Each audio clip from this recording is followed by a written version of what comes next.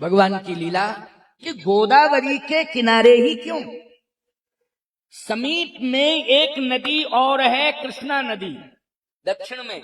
वो गोदावरी से बड़ी नदी है कृष्णा नदी, उसको कहते हैं, बिल्कुल पास में ही। अच्छा एक बात बताओ, जब नदी तो वो अच्छी लगती है जिसमें जल अधिक हो, वो नदी अच्छी लगती है। कृष्णा नदी में बहुत जल है, गोदावरी से ज्यादा जल है, याद रखना। लेकिन आपको एक बात बतावें, गोदावरी के तट पर ही भगवान ने अपनी कुटी क्यों बनाई, पर्ण कुटी। गोदावरी निकट प्रभु रहे पर्ण कुटी छाए, तो गोदावरी के तट पर पर्ण कुटी क्यों, कारण है ये। भगवान को दक्षिण जाना है, चित्रकूट में रह रहे थे लेकिन याद कर रहे थे दक्षिण भारत की कि मुझे जाना है। और भगवान के एजेंडे में निश्चित रूप से ये था कि मुझे दक्षिण में समुद्र पर पुल का निर्माण करना है। ये भगवान के एजेंडे में पहले से, भले किसी को पता नहीं था, भगवान ने ये योजना बंदरों को भी नहीं बताई थी, किसी को नहीं, केवल ये सीताराम जी बस दोनों जानते थे, लक्ष्मण जी भी नहीं जानते थे। क्योंकि लक्ष्मण हूं यह, लक्ष्मण हूं यह मरम न जाना, जो कछु चरित रचऊ भगवान। लक्ष्मण जी भी इस मर्म को नहीं जानते, लेकिन सीता जी जानती है, किशोरी जी। ये मर्म क्या था, जिस समय भगवान चित्रकूट में रह रहे थे तो समस्त नदियां आई, उनमें गोदावरी भी आई। गोदावरी कहां से आ गई चित्रकूट में, गोदावरी का प्रमाण क्या है कि गोदावरी जी कहां से आई हैं, कैसे आई हैं। आखिर गोदावरी चित्रकूट में प्रश्न ही नहीं उठता है, क्योंकि दक्षिण के पर्वत से निकलने वाली वो गोदावरी यहां कहां मध्य भारत में, मध्य प्रदेश में प्रकट हो जाएगी। लेकिन याद रखना, जब संपूर्ण नदियां, गंगा जी भी आ रही थी चित्रकूट में, और भी तमाम यमुना जी, सरस्वती जी आदि आदि अनंत नदियां सब आ रही थी, उस समय गोदावरी भी आई। अब जब गोदावरी जी आई तो याद रखना, सब नदियां तो चली गई, लेकिन गोदावरी कहती है मैं बिल्कुल नहीं जाऊंगी, मैं बिल्कुल नहीं जाऊंगी। तो भगवान ने कहा कि जाओ जाओ जाओ, आई हो, सब आई चली गई, लेकिन तुम भी जाओ। गोदावरी ने कहा नहीं नहीं, मैं नहीं जाऊंगी, मैं नहीं जाऊंगी। भगवान ने कहा नहीं, चली जाओ, ठीक रहेगा। तो वहीं पर लुप्त हो गई गोदावरी, कहां, वहीं पर लुप्त हो गई कि हम प्रकट रहेंगे तो रोज टोकेंगे प्रभु, समझ गए हो कि नहीं, रोज ही टोकेंगे प्रभु कि मैंने कहा था, वो बात नहीं मानती हो। अब सब नदियां बात मान गई, तुम बड़ी जिद कर रही हो, पीछे ही पड़ गई हो, बात नहीं मानती हो। तो गोदावरी लुप्त हो गई, लेकिन उसने चित्रकूट नहीं छोड़ा प्यारे, वो वहीं पर लुप्त हो गई। प्रतिज्ञा कर ली कि जब प्रभु राम जाएंगे तो उनको मैं अपने साथ ले जाऊंगी, वो साथ साथ रहूंगी, ले जाऊंगी, लेके ही जाऊंगी। ऐसा प्रमाण मिलता है कि भगवान श्री राम जब गए तो गुप्त रूप में गोदावरी प्रभु के साथ गई, और जहां पर वो गोदावरी जी का मूल स्वरूप, बृहद स्वरूप दिखाई देता है, बस वहीं प्रकट हो गई और भगवान के चरण पकड़ लिए, कहा प्रभु बस यहीं आप निवास करो। आपने चित्रकूट में मंदाकिनी के तट पर कुटी बनाई, अब आप मेरे इस गोदावरी तट पर कुटिया बनाएं, कृपा करके रहें। तो इसका मतलब है कि गोदावरी जी के अनुरोध पर भगवान ने गोदावरी के तट पर अपनी कुटी बनाई है, अनुरोध किया है। परंतु मान्यता ये हो गई कि कुछ काल तक गोदावरी जी वहां रही हैं, इसलिए आज उनका वो जलप्रपात का स्वरूप आज भी चित्रकूट में है, उसको कहते हैं गुप्त गोदावरी। बोलिए गोदावरी मैया की, गंगा मैया की, यमुना मैया की, नर्मदा मैया की। भगवान गोदावरी के तट पर रह रहे, लेकिन लीला का विस्तार कैसे हो। बिना फर का बाण मारीच को दिया था, आज वो मारीच जो है लीला विस्तार के लिए भगवान का विशेष पात्र बन करके आज वो आ रहा है। तो किसी ने मारीच से कहा कि तुम माया का स्वरूप क्यों धारण कर रहे हो? ठीक है, रावण के सामने तुमने ये स्वीकार कर लिया है कि मैं जाऊंगा जाऊंगा जाऊंगा, लेकिन अब जा रहे हो तो तुम रावण से भले ही कह के आए हो कि माया का मृग रावण ने का बन के जाओ। ठीक है, उसके सामने से चले आए, लेकिन भगवान के सामने माया त्यागो। भगवान के सामने तो स्पष्टित स्वरूप होना चाहिए ना। अरे रावण के यहाँ से तो, उसके चंगुल से तो तुम मुक्त हो गए हो और यहाँ आ गए हो। अब तुमको अपना मूल स्वरूप प्रकट कर लेना चाहिए।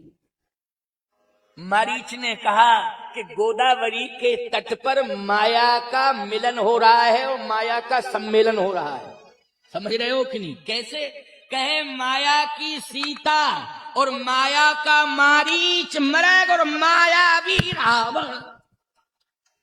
इसलिए सब माया ही माया इकट्ठी हो रही है। क्यों भाई, हो रही इकट्ठी कि नहीं? रावण भी माया का, मारीच भी माया का और सीता भी माया की। माया ही माया इकट्ठी हो रही है। इसलिए मारीच ने कहा कि ये माया का खेल हो रहा है और माया का सम्मेलन हो रहा है, इसलिए उसमें हम सहभागी बन रहे हैं। ये भी प्रभु की ही इच्छा है, क्योंकि प्रभु ने अपनी इच्छा से सीता जी को माया बनाया है और मैं भी जो है प्रभु की इच्छा से ही माया का मृग बन गया हूं। इसलिए प्रभु की इच्छा में अपनी इच्छा मिला रहा हूं। ये माया का मिलन। और मायावी मारीच लक्ष्मण को दूर ले गया, राम जी को, और माया की सीता ने लक्ष्मण को दूर कर दिया। ये मायावी मृग श्री राम जी को दूर ले गया और इधर माया की सीता ने लक्ष्मण को दूर कर दिया। क्यों? लीला का विस्तार कैसे होगा? अगर ये लक्ष्मण रहेगा तो लीला पूरी हो ही नहीं सकती है, क्योंकि मायावी रावण तभी आ पाएगा जब एकदम शून्यसान होगा, एकांत होगा, कोई नहीं होगा, तभी तो वो आएगा। अगर कोई रहा तो आ ही नहीं सकता है। प्यारे, इसलिए मैं कहता हूं कि समाज के बीच में रहा करो,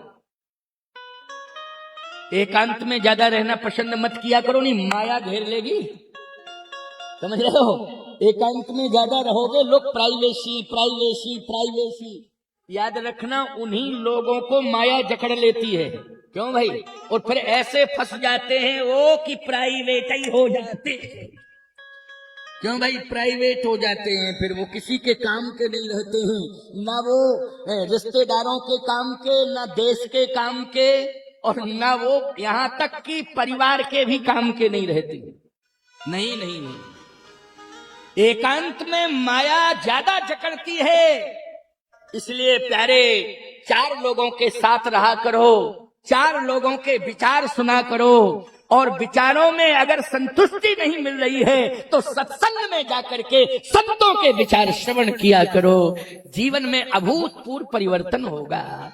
इसलिए समय समय पर ये आयोजन होते रहते हैं, क्योंकि चार लोगों के बीच में भी विचार सुनते सुनते दिमाग पक जाता है। क्यों भाई? पक जाता है कि नहीं? इसलिए ये आयोजन समय समय पर होते हैं, संत महात्माओं को बुला करके, कि संतों का दर्शन और संतों का विचार सुन करके परिमार्जन हो जावे। क्यों भाई? विचारों में परिमार्जन हो जावे और आत्म शुद्धि हो जावे, हमें संतुष्टि मिल जावे और हमारा जीवन परमात्मा तत्व से जुड़ जावे। ये हमारे जीवन का परम लक्ष्य होना चाहिए। तो आज माया का प्रपंच गोदावरी के तट पर लक्ष्मण जी को भी सीता जी ने भेज दिया, जाओ तुम्हारे बड़े भैया संकट में हैं। लक्ष्मण जी ने कहा, भैया संकट यही है, मारीच नहीं संकट दे सकता है, ये सोने का मृग संकट नहीं दे सकता है, लेकिन हम समझ रहे हैं सबसे बड़ा संकट ये है कि मणि फणी से दूर है और फणी मणि से दूर है। बस ये सबसे बड़ा संकट है। अच्छा बोलो भाई, संकट सबसे बड़ा यही होता है ना, मणि अगर दूर हो जाए फणी से तो संकट है। और एक बात बताएं, मणि से फणी दूर हो जाए तो मणि पे संकट है, क्योंकि अगर फणी एकांत में है और मणि नहीं, फणी नहीं है और मणि एकांत में है, तो कोई भी चोर ले जाएगा कि नहीं ले जाएगा?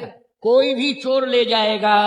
इसलिए मणि के पास फणी को होना चाहिए, और फणी के पास अगर मणि है तो याद रखना फणी सुख मिलता है उसे, और आनंद की अनुभूति होती है, आत्म संतुष्टि होती है, और उसे आनंद नहीं, उस फणी को परमानंद की प्राप्ति होती है, क्योंकि मणि है उसके पास। इसलिए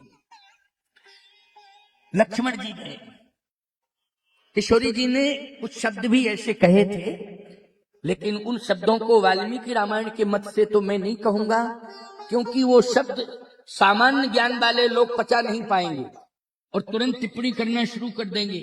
इसलिए ऐसी बात बिल्कुल नहीं कहनी चाहिए। जब डॉक्टर ऑपरेशन करता है तो याद रखना वो पूरी अंतड़ियों को देखता है, अंदर के फंक्शनों को देखता है, लेकिन इतना कह देता है शार्ट में कि बहुत बड़ी बीमारी थी लेकिन दूर हो गई, परंतु विस्तार से नहीं बताता है, क्योंकि विस्तार से बता दिया जाए तो सुनने वाले पता नहीं क्या क्या सोचने लगे। इसलिए वो सब कुछ जानता है लेकिन शॉर्ट में अपनी बात कह देता है। इसलिए तुलसी कृत रामायण ये समाधान है कि लक्ष्मण जी गए, और जैसे ही लक्ष्मण पहुंचे तो मायावी रावण आ गया। प्रभु राम के पास लक्ष्मण जी हैं, सीता जी के पास मायावी रावण है।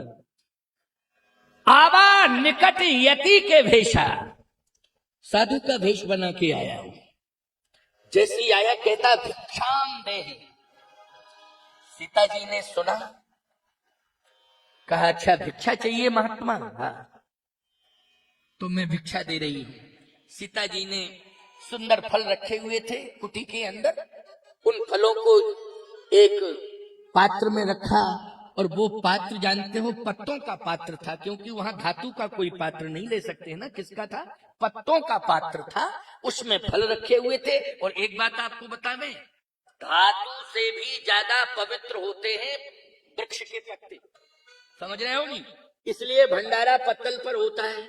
अब आजकल नकली पत्तल हो गई, जाने कौन से कागज की हो गई, हाँ कौन से कागज की पत्तल हो गई, नकली पत्तल। पत्तल का मतलब है वृक्ष के पत्तों की पत्तल, वही इसी को पत्तल कहते हैं। क्यों कहते हैं कि नहीं? उसी को क्या कहते हैं? पत्तल कहते हैं। किशोरी जी ने जैसे ही वो पात्र लिया, लेकर के आई, तो कहती हैं कि महात्मा अंदर आओ, रेखा के अंदर। साधु को, नकली साधु था वो, तो मायावी था रावण, उसको ये पता नहीं कि मामला क्या है। जैसे ही प्रवेश करने लगा तो अग्नि की दीवार खड़ी हो गई, क्योंकि लक्ष्मण जी ने एक रेखा खींच दी थी, इस रेखा के अंदर रहना माता जी, रेखा के बाहर मत निकलना। जैसे ही रावण ने प्रवेश करना चाहा, उसे मालूम ही नहीं था, अग्नि की दीवार खड़ी हो गई। जैसे ही अग्नि की दीवार खड़ी हुई तो एकदम पीछे हटा।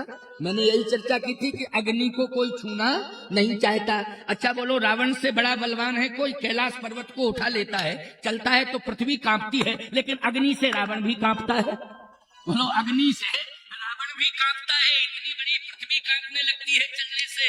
ऐसा कैलाश पर्वत गेंद की तरह उठा लेता है, देवता भागने लगते हैं। जैसे ही गरजता है तो भागने लगते हैं देवता। इतनी ताकत, लेकिन बोलो अग्नि से डर रहा है कि नहीं? अग्नि से, अग्नि से डर रहा है, पीछे हो गया। ओह, बहुत बड़ा षड्यंत्र था। सीता जी ने कहा अंदर आओ महात्मा, मैं तुम्हें भिक्षा दूं। रावण बोला भिक्षा लेने आया हूं, मरने नहीं आया हूं। अगर भिक्षा देनी है तो रेखा के बाहर आके दो। सीता जी ने कहा कि मैं रेखा के बाहर तो नहीं जा सकती हूं। रावण बोला तो मैं भिक्षा भी नहीं ले सकता हूं, मैं जा रहा हूं। जैसे ही थोड़ा आगे बढ़ा, रावण सोचा कि काम ही बिगड़ रहा है, पूरा काम ही बिगड़ रहा है, माया भी है। उसी समय उसने बुद्धि का दुरुपयोग किया और वो माया भी बिलखने लगा। और बिलखने के शब्द सुनना कि वो क्या, कैसे बिलख रहा है, सीता जी को कैसे प्रभावित कर रहा है। कहता है ठीक है, तुम्हारे द्वार से एक यति, एक भिक्षुक निराश होकर के जा रहा है, आज उसे भिक्षा नहीं मिल रही है। तुम जिस कुल की कुलवधू हो, वहां मांगने वाले को कभी मना नहीं किया जाता है, लेकिन आज तुमने कुल का धर्म छोड़ दिया है।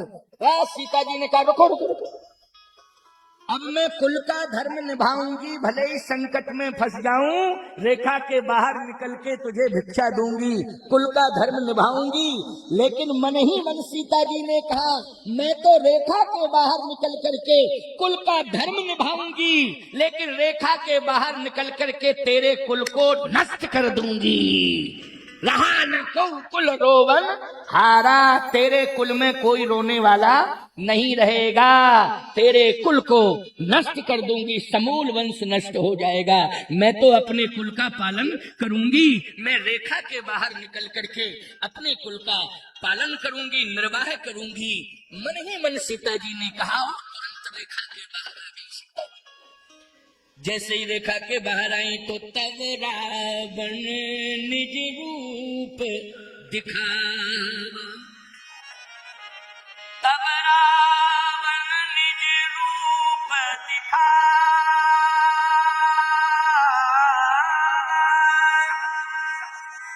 असली रूप रावण में प्रकट कर दिया, असली रूप में प्रकट हो गया। कहता है, सीते अब बोल, तुम्हारी रक्षा कौन करेगा? तेरे पास शस्त्र है, तेरे पास सेना है, तेरे पास कौन है? सीता जी ने कहा, मेरे पास सेना नहीं है, मेरे पास शस्त्र नहीं है, लेकिन मेरे पास मेरा पवित्र धर्म है, वही धर्म मेरी रक्षा करेगा, पवित्र धर्म मेरी रक्षा करेगा। इसका मतलब है कि साहस हीन नहीं हुई जानी चाहिए, किसी भी तरह से साहस टूटा नहीं, क्योंकि ताकत धन की नहीं होती है, ताकत पहलवानों की नहीं होती है, ताकत धर्म की होती है। बोलो किसकी ताकत होती है? धर्म की ताकत होती है। ये शस्त्र वस्त्र की ताकत नहीं होती है। चाहे जितनी बड़ी दीवार हो सुरक्षा के लिए, लेकिन उस दीवार पर भी विश्वास मत करना कि हमारी रक्षा करेगी। चाहे जितने परिवार में सदस्य हो, ठीक है, हमारे पास सदस्य हैं, हमारा परिवार भरा हुआ है, हमारे परिवार में अपरिमित ताकत है, शक्ति है, लेकिन विश्वास करना है, चाहे पुरुष बैठे हो चाहे मातृशक्ति बैठी हो, अगर विश्वास करना है तो अपने धर्म पर करना है। ये धर्म सबसे बड़ी ताकत है। इसलिए रावण ने हम पर विश्वास किया, रावण ने अपनी भुजाओं के बल पर विश्वास किया, रावण ने अपनी सेना पर, राक्षसी सेना पर विश्वास किया, रावण ने ब्रह्मा और शिव के द्वारा दिए हुए वरदानों पर विश्वास किया कि ये मेरी ताकत है। लेकिन बोलो, रावण की ये कोई ताकत काम आई? न ब्रह्मा के द्वारा दिए हुए वरदान काम में आए, न शिव के द्वारा दिए हुए वरदान काम में आए, न वो सोने की लंका काम में आई, न खजाना काम में आया, और जिन भुजाओं के बल पर कैलाश पर्वत को उठा लिया था, न वो भुजाओं की ताकत काम आई। क्यों? उसके पास सब कुछ था, लेकिन धर्म नहीं था। क्या नहीं था? धर्म नहीं था। और धर्म होता तो याद रखना, रावण का कोई बाल वांका नहीं बिगाड़ सकता था, धर्म होता। इसलिए था भरा सोना सरासर, था भरा सोना सरासर, लंक के दरबार में वो एक रत्ती ना मिला रावण को मरती बार में, एक रत्ती ना मिला रावण को मरती बार में।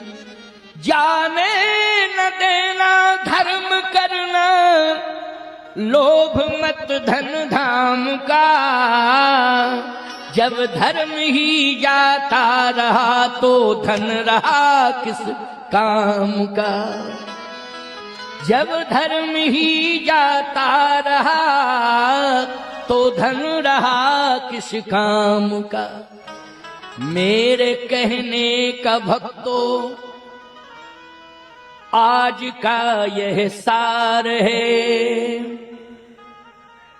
मेरे कहने का भक्तों आज का यह सार है, राम के सुमिरन बिना ये जिंदगी बेकार। राम के सुमिरन बिना ये जिंदगी बेकार है।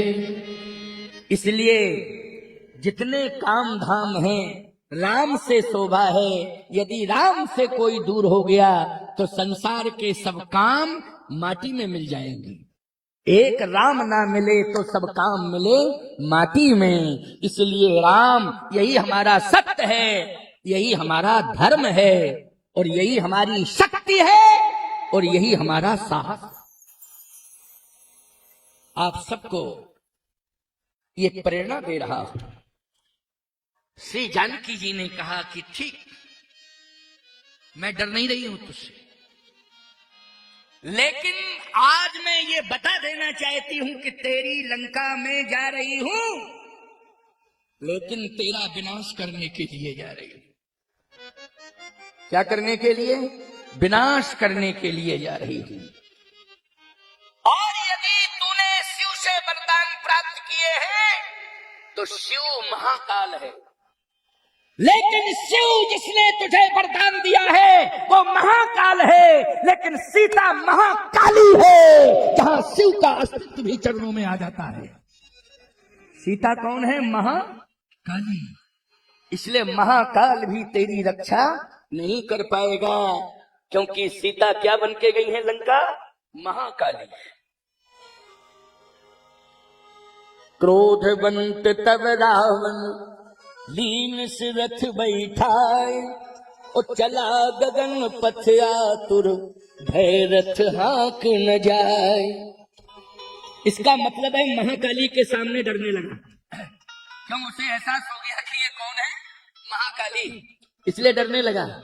और आपको एक बात बता दें, महाकाली की स्थापना कोई घर के अंदर नहीं करता है।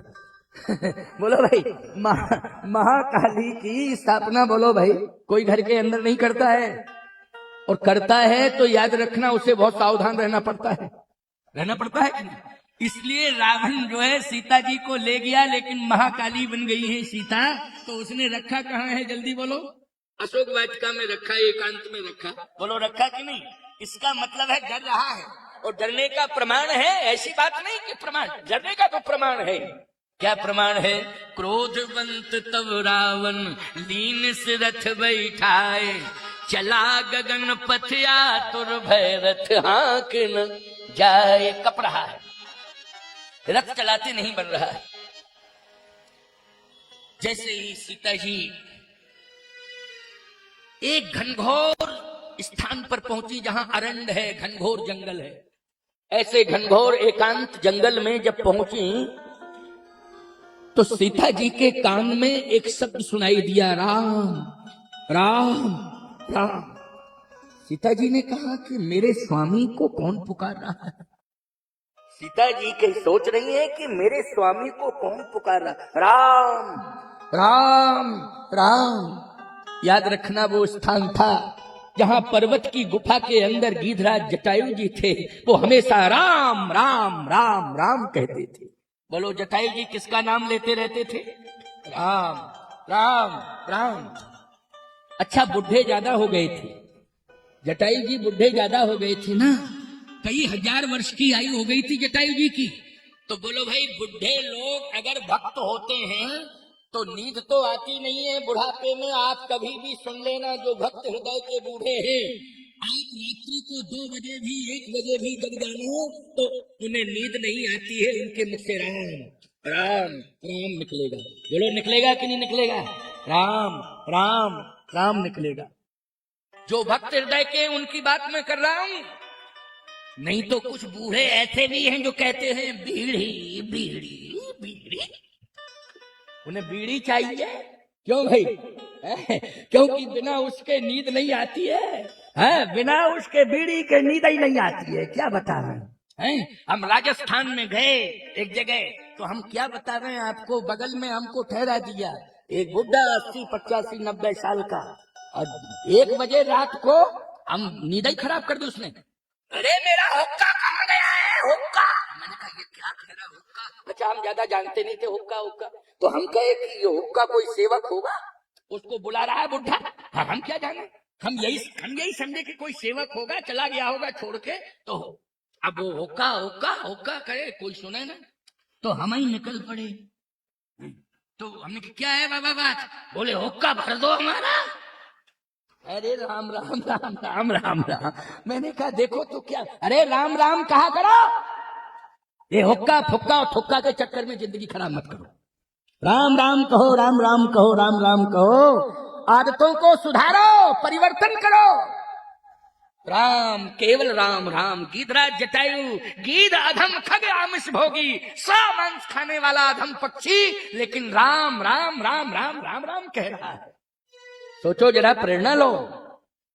किशोरी जी ने कहा कि मेरे स्वामी का नाम लेने वाला कौन? बस श्री किशोरी जी भी कह रही हैं, क्योंकि जैसे सुना राम राम राम राम की आवाज आ रही, तो किशोरी जी ने भी आवाज लगाई। विपत्ति मोरी को प्रवहि सुनावा, विपत्ति मोरी को प्रवहि सुनावा, विपत्ति मोरी को प्रवहि सुनावा, विपत्ति मोरी को प्रवहि सुनावा, पुरोडास चही रास खावा, पुरोडास चही रास खावा, सीता के बिलाप सुन भारी, सीता के बिलाप सुन भारी, भय चराचर जीव दुखारी, भय चराचर जीव दुखारी, भय चराचर जीव दुखारी। सीता जी ने जानते हो क्या कहा? अरे दौड़ो दौड़ो दौड़ो, ये यज्ञ का, देवों का हविष्यान, ये यज्ञ की साकिल को गधा खाने जा रहा है। गधा घुस गया है यज्ञशाला में। कौन घुस गया? पुरोडास चई रासव खावा। जैसे गधा अगर देवताओं का भोजन करने लगे, क्यों साकिल को, हविष्यान को ग्रहण करने लगे, तो बहुत बड़ा पाप है कि नहीं? कितना बड़ा पाप है। इसलिए गधा किसको कहा, जल्दी बोलो। सीता जी यज्ञ की संस्कृति है, और आज खाने के लिए कौन दौड़ा है? गधा। तो कौन है वो? रावण, गधा। इसलिए उसके सिर में 10 सिरों में एक सिर गधे था। क्यों 10 सिर में एक सिर कौन सा है? जल्दी बोलो। एक गधे वाला सिर है कि नहीं? लोग पता नहीं कितने प्रकार की चर्चाएं करते हैं, विभिन्न प्रकार के उदाहरण देते हैं, लेकिन मैं तो सीधी सी बात यही कह रहा हूं कि सीता जी ने कह दिया कि ये गधा, यानी 10 सिर में एक सिर दिखाई दे रहा है गधे का, तो गलत क्या कहा बोलो भाई? कि गधे का सिर है, इसलिए ये गधा जो है हविष्यान ग्रहण करने जा रहा है, हविष्यान खाने जा रहा है, ये देवताओं का ग्रास। आज बचाओ बचाओ बचाओ। गीधराज जटायु ने कहा अरे प्रभु शब्द निकला है, इसका मतलब है कि प्रभु राम को ही कहते हैं। बोलो प्रभु किसको कहते हैं? राम को कहते हैं, क्योंकि विपत्ति मोर को प्रभु सुनावा। प्रभु तो प्रभु शब्द निकला कि नहीं? अच्छा प्रभु किसे कहते हैं? जल्दी बोलो। राम को कहते हैं कि नहीं कहते हैं? प्रभु किसे कहते हैं? राम को। अच्छा एक बात बताओ, प्रभुता किसे कहते हैं? दाम को। प्रभुता मानी दाम और प्रभु मानी राम। क्यों अर्थ है ना, इसकी व्याख्या क्या करना, क्लियर है? प्रभुता मानी दाम और प्रभु मानी राम, इसलिए प्रभु शब्द निकला है। विपत्ति मोर को प्रभु ही सुनावा, इसका मतलब यह है कि कोई राम से जुड़ा हुआ ऐसा अस्तित्व है जो आज खतरे में। कोई राम से जुड़ा हुआ ऐसा अस्तित्व है वो खतरे में है। और मैं केवल राम का नाम ही नहीं लेता हूं, राम के अस्तित्व को भी जब तक मेरी श्वास चलती रहेगी मैं बचाऊंगा। केवल मैं राम का नाम लेने वाला ही नहीं हूं, यदि राम के अस्तित्व पर आंच आएगी तो भले ही मेरे प्राण चले जाएं, लेकिन राम का अस्तित्व मैं बचाऊंगा, ये संकल्प ले रहा हूं। भले ही मेरे प्राण चले जाएं। देखो कितनी अच्छी सोच है। ताकत, अरे बुद्धा है, लेकिन मैं एक बात कहता हूं कि ताकत और ताकत में भी संस्कार दिखाई दे रहे हैं। बोलो देखें, ताकत में संस्कार दिखाई दे रहे हैं कि नहीं? कि मैं राम के अस्तित्व को बचाऊंगा भले ही मेरे प्राण चले जाएं, ये ताकत में बोलो दिखाई दे रहा है कि नहीं? क्या संस्कार दिखाई दे रहा है? यानी ये ताकत का प्रदर्शन नहीं है, ये तो दर्शन है। क्या है? दर्शन। और याद रखना, धर्म एक दर्शन है, धर्म प्रदर्शन नहीं होता है, धर्म तो दर्शन है। इसलिए उसने कहा कि जब तक मैं जिंदा हूं राम के अस्तित्व को खतरे में नहीं जाने दूंगा। लेकिन आजकल लोग, गीधराज जी तो राम के अस्तित्व में अपनी शक्ति का प्रदर्शन करेंगे और अपने आत्मा को समर्पित करेंगे, प्राण निछावर करेंगे। लेकिन आजकल तुम लोगों की आवाज सुनाई देती है और हाथ भी उठाते हो, लेकिन कहते क्या हो? ये नहीं कहते हो कि जो राष्ट्र का अस्तित्व मिटाएगा हम उसे मिटा देंगे, ये नहीं कहते। जो हमसे टकराएगा, वाह बहादुरो, क्या तुम्हारी भाषा है, गजब। क्यों? हमसे टकराएगा चूर चूर हो जाएगा। अरे कम से कम रामायण पढ़ के समझ तो लो, बोलना सीख लो कैसे बोला जाता है, हैं? रामायण पढ़ के कम से कम बोलना ही सीख लो, बोलने का तरीका तुम्हें रामायण सिखाएगी, हैं? इतना दूध पी गए हो भैंस का तुम, हैं? कि बुद्धि भी भैंस ही जैसी हो गई है, हैं? जो हमसे टकराएगा चूर चूर हो जाएगा। नहीं, जो श्री राम के अस्तित्व को मिटाएगा, गीधराज जी ने कहा कि मैं उसके अस्तित्व को मिटा दूंगा, ये मैं प्रतिज्ञा करता। इसलिए कहा, सीते पुत्री करसी जन त्रासा,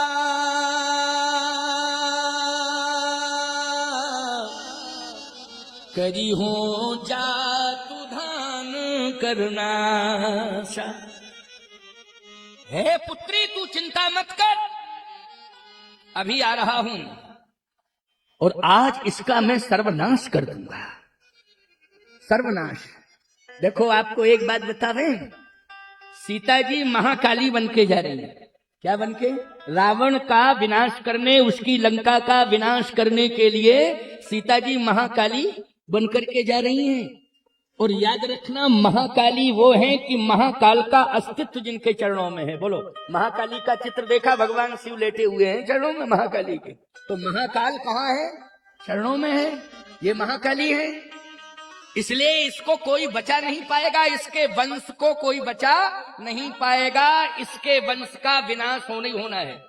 लेकिन आपको गजब की बात एक बता रहे हैं कि गीधराज जटायु ने भी वही भाषा बोली है, करी हो जातु धान कर नासा। वाह, ये समर्पण है। किसके प्रति समर्पण है? ये धर्म संस्कृति के प्रति समर्पण है। बोलो, है समर्पण की नहीं? धर्म और संस्कृति के प्रति समर्पण है।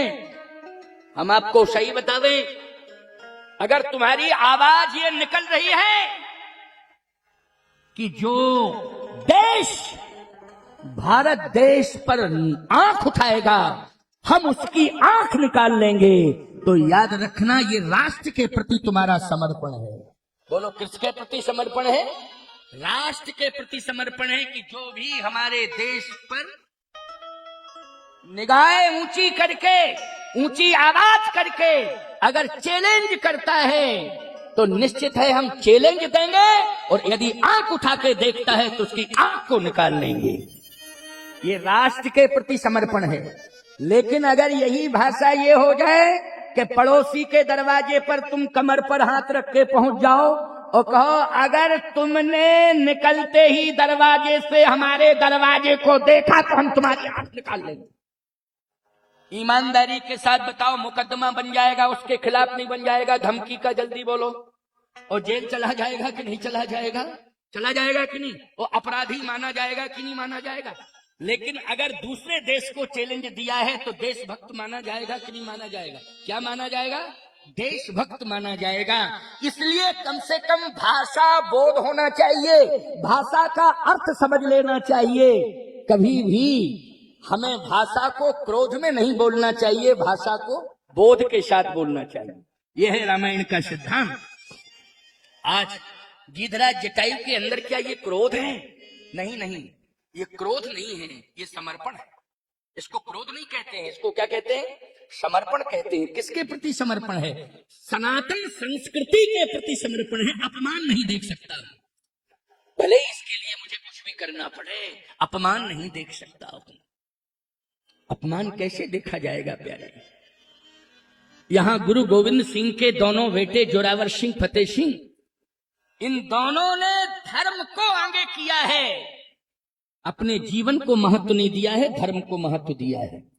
और 7 वर्ष का बालक, दूसरा 9 वर्ष का बालक अबोध होता है, लेकिन बड़े बड़े क्रांतिकारियों की जिह्वा पर वो बोध नहीं आया जो 7 वर्ष का बालक और 9 वर्ष का बालक बोल रहा है। औरंगजेब से बोल रहा है, तलवार सामने है, लेकिन जोरावर सिंह, फतेह सिंह ने कहा कर दो कत्ल, खुशी से कुछ भी उजल नहीं है, प्यारा है धर्म अपना जितना ये सिर नहीं है। हम सिर कटा सकते हैं लेकिन धर्मांतरण स्वीकार नहीं कर सकते हैं। हम मरना पसंद करेंगे लेकिन धर्म परिवर्तन नहीं करेंगे। ये 7 वर्ष का बालक, 9 वर्ष का बालक, इतनी छोटी आयु में, बोलो ये संस्कार बोल रहा है कि नहीं बोल रहा है? ये कलिकाल का एक बालक बोल रहा है और रामचरितमानस का बूढ़ा बोल रहा है। क्या बोल रहा है रामायण का बूढ़ा? वो पक्षी जटायु जिसकी कथा आप सुन रहे हो, वो बूढ़ा क्या बोल रहा है? भाषा बोध कैसे संबोधित करना चाहिए।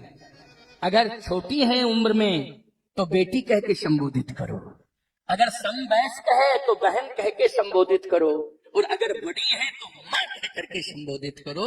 कम से कम भाषा बोध तो होना चाहिए है। इसी भाषा के कारण हमारा देश विश्व गुरु माना जाता है। बोलो, भाषा बोध के कारण हमारा भारत क्या माना जाता है? विश्व गुरु माना जाता है। इसलिए लज्जित नहीं करना है गंदी संदी भाषा को बोल करके, लज्जित नहीं करना है अपने भारत को। भाषा परिमार्जित होनी चाहिए, भारत भाषा का वैशिष्ट होना चाहिए। यदि भाषा सुधर गई तो याद रखना आप भगवान बन गए, भाषा ही आपको भगवान बना रही है। बोलो, भाषा क्या बना रही है? भगवान बना रही है।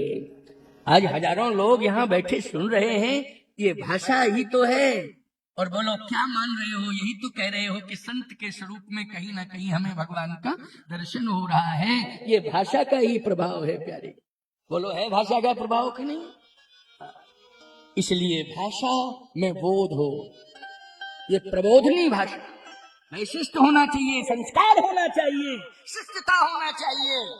शिष्ट हो तभी आप विशिष्ट हो, अगर शिष्ट नहीं हो तो आप विशिष्ट नहीं हो। तो आइए सुनिए, गीधराज जी ने कहा, पुत्री चिंता मत कर, मैं आ रहा हूं। सीते पुत्री करश जन त्रासा, मैं आ रहा हूं, पुत्री तू चिंता मत कर। जैसे ही किशोरी जी ने सुना कि पुत्री, रावण क्या कह रहा था देखो। जिसे लोग विद्वान कहते, मैं कहता हूं बड़ा मूर्ख है, वो यही कह रहा था कि मैं तुम्हें पत्नी बनाऊंगा। बोलो, रावण की भाषा क्या है? मैं तुम्हें पत्नी बनाऊंगा। और सही बताना ईमानदारी के साथ, गीधराज जटायु की भाषा क्या है कि मैं पुत्री बना चुका हूं, तुझे मैं पुत्री मान रहा हूं। बोलो, अंतर है कि नहीं? भाषा में कितना बड़ा अंतर है। एक सीता से पत्नी कहता है, अनाधिकार चेष्टा करता है, और एक बूढ़ा जटायु जो पक्षी अधम खग है, वो कहता है पुत्री पुत्री पुत्री। बोलो, अंतर है कि नहीं? इसलिए मैं कहता हूं कि समुद्र के इस पार वालों में और उस पार वालों में बहुत अंतर है। समुद्र के इस पार वालों में और उस पार वालों में बहुत अंतर है, बहुत अंतर है, जमीन आसमान का अंतर है। आप कहो कितना अंतर है? इस पार है दशरथ और उस पार है 10 मुख, कितना अंतर है? बोलो, कितना अंतर है? इस पार है दशरथ, उस पार है 10 मुख। बोलो भाई, है कि नहीं? आपको एक बात और बता दें, इस पार उस पार का अंतर। दशरथ के पास राम, लक्ष्मण, भरत, शत्रुघ्न ये पुत्र हैं। अच्छा, रावण के पास भी पुत्र हैं, 1 लाख पूत, 1.25 लाख नाती, 1 लाख पूत। अब राम सीमित परिवार है तो नाम ले दिया, अब 1 लाख का नाम कौन देता है? क्यों वोटर लिस्ट पढ़ के सुनावे क्या? लेकिन एक का नाम ले रहा हूं, एक का नाम, और उसका नाम सुन लो और अर्थ किए दे रहा हूं। उसका नाम भी बता रहा हूं और अर्थ भी किए दे रहा हूं। रावण का सुप्रसिद्ध बेटा है, पुत्र है मेघनाद। ये सुप्रसिद्ध है, इसको कहते हैं इंद्रजीत। इसका एक नाम क्या है? इसकी ख्याति है, जो रावण का बेटा दशमुख का बेटा है उसकी ख्याति है इंद्रजीत। बोलो है कि नहीं इंद्रजीत? लेकिन याद रखना, रावण का बेटा इंद्रजीत है, दशमुख का बेटा इंद्रजीत है, और दशरथ का बेटा राम इंद्रिय जीत है। बोलो कितना अंतर है इस पार का उस पार का। इस पार रहता है भारत में इंद्रिय जीत, और समुद्र के उस पार रहता है इंद्रजीत। अब बताओ, इंद्रिय जीत बड़ा है कि इंद्रजीत बड़ा है? जल्दी बोलो। इंद्रिय जीत बड़ा है, जिसने इंद्रियों पर नियंत्रण कर लिया हो। बोलो, जहां राम तहां काम नहीं, जहां राम है वहां काम तो रह ही नहीं सकता है। समझ रहे हो कि नहीं? वहां काम रह ही नहीं सकता है। बोलो कितना अंतर बताया, डिफरेंस बता दिया कि नहीं बता दिया है? अब सुनते जाइए, बहुत अच्छी बात बताने जा रहा हूं। गीधराज जटायु ने पुत्री कहकर के संबोधित किया और कहा, मैं आ रहा हूं, चिंता मत कर बेटी। बेटी शब्द सुना, पुत्री शब्द सुना तो सीता जी को परितोष मिला। अरे ये आवाज जनकपुर से तो नहीं आई है, ये आवाज तो जंगल से आ रही है। क्यों? पिता कहाँ रहता है? जनकपुर में। लेकिन आवाज जनकपुर की नहीं थी, आवाज कहाँ की थी? जंगल की थी। बोलो थी जंगल की? अच्छा, जनक की आवाज नहीं थी, जटायु की आवाज थी। है? मानव जाति की आवाज नहीं थी, पक्षी जाति की आवाज थी। बोलो थी कि नहीं थी? और उसमें भी अधम पक्षी गीध, उसकी आवाज थी। धन्य है सीते पुत्री, सीते पुत्री करस जन त्रासा। सीते पुत्री करसी जन त्रासा, करी हो जा तू धान करना। मैं आ रहा हूं। और जैसे गीधराज जी थोड़ा सा आगे बढ़े, मैं आ रहा हूं, आ रहा हूं, आ रहा हूं, आ रहा हूं, तो जितने पक्षी थे वो कहने लगे, मत जाओ, मत जाओ, मत जाओ। क्यों? मैं देख करके आया हूं रावण के पास बहुत हथियार हैं, तुम क्या करोगे? तुम्हारे पास कोई हथियार नहीं है, मत जाओ, मत जाओ, मत जाओ। गीधराज जी बोले, तुम कौन हो? कहा, हम तुम्हारी जात बिरादरी के पक्षी हैं। गीधराज जी ने कहा कि अच्छा काम करने जा रहा हूं, भारतीय संस्कृति का सम्मान करने जा रहा हूं, और ऐसे अवसर पर तुम कह रहे हो मत जाओ, मत जाओ, मत जाओ, और फिर कहते हो हम पक्षी हैं, पक्षी हैं। अरे तुमसे अच्छे तो विपक्षी हैं, कम से कम जो सामने आकर के चैलेंज देते हैं। तुम तो पीछे से टांग पकड़ के खींच रहे हो, कैसे तुम पक्षी हो? अच्छा सही बतावे, इन पक्षियों ने अपनी चोंच से गीधराज जी के जो है पैर पकड़ लिए और खींचने लगे। तो गीध बोला कि अरे कम से कम विपक्षी सामने से ललकारता है, और ये पक्षी कैसे हो तुम? के अंदर ही अंदर से टांग पकड़ के खींच रहे हो हैं? आपको एक बात बतावें, जितना विपक्षी से खतरा नहीं है उतना पक्षी से खतरा है। हाँ, समझ गए हो कि नहीं? सांसद जी बहुत हंस रहे हैं, राजकुमार चार जी क्यों भाई क्या?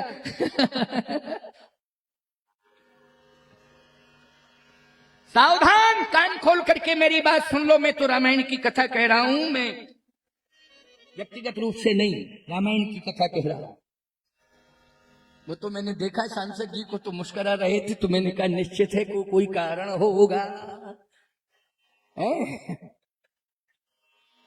सावधान हो जाओ, गीध के चरित्र से शिक्षा लो, प्रेरणा लो। गीधराज जी ने एक बात कही पक्षियों से कि देखो ये शरीर नाशवान है, एक दिन जाएगा, इसे कोई रोक नहीं सकता है, लेकिन मेरे पास देने के लिए, क्योंकि मरने वाले को मरने के पहले दान करना चाहिए, लेकिन पक्षियों मेरे पास देने के लिए दान नहीं है, लेकिन मैं बलिदान तो कर ही सकता हूं। मेरे पास शरीर है, इसलिए मैं इसे बलिदान कर सकता हूं। बोलो क्या? बलिदान। एक बात सुन लो कान खोल करके, उदास मत हुआ करो। आप कहो महाराज ये तो बुजुर्गों के लिए आपने कह दिया, इसलिए बुढ़ापे की जिंदगी को भगवान के चरणों में ही समर्पित कर दो, यही बलिदानी मानी जाएगी। बोलो ये शरीर जो है परिवार को मत दो, ये भगवान के नाम को दे दो, यही तुम्हारी बलिदानी मानी जाएगी। बोलो यही त्याग माना जाएगा। नहीं, बुढ़ापे में भी त्याग नहीं कर पाता है व्यक्ति, बुढ़ापे में त्याग नहीं कर पाता है। लेकिन जो यंग बैठे हैं वो कहते हैं महाराज हमारे पास दान करने के लिए नहीं है, तो अब हमारी जिंदगी व्यर्थ है, क्या हम बलिदानी दे दें? नहीं नहीं, सुन लो, यदि तुम जवान हो, तुम्हारे पास धन नहीं है, लेकिन जवानी है, शरीर है, तुम इस राष्ट्र को श्रमदान दे दो, श्रम से सेवा कर दो, स्वच्छता अभियान के सहयोगी हो जाओ, और समय समय पर आध्यात्मिक आयोजन हो तो शारीरिक सेवा ही दे दिया करो। क्यों भाई? श्रमदान दे दिया करो, शारीरिक सेवा कर दिया करो। ये नहीं कि प्रसाद खा के पैकेट पॉलीथिन छोड़ के वो पड़ा है, झाड़ू लगती फिर रही है, और झाड़ू वालों को बुलाया जा रहा है तो वो पैसा ले रहे हैं। क्यों? और फिर बाद में पूरा हिसाब किताब में आता है सफाई कर्मियों को 50,000, 50,000 इसी में चला गया। क्यों भाई? सफाई कर्मियों में। श्रमदान करो, मंदिर में जाओ, सोच लो कि हम 10 मिनट सेवा करेंगे। अरे हिंदुओं, गुरुद्वारे में जाकर के देखो, बड़े बड़े अमीर लोग बैठे हैं, जूता चप्पल की सेवा कर रहे हैं। बोलो कर रहे हैं कि नहीं? किसकी सेवा कर रहे हैं? वो भी तो हमारे ही परिवार के भाई हैं, कोई अलग नहीं है, हमारे परिवार के भाई हैं वो।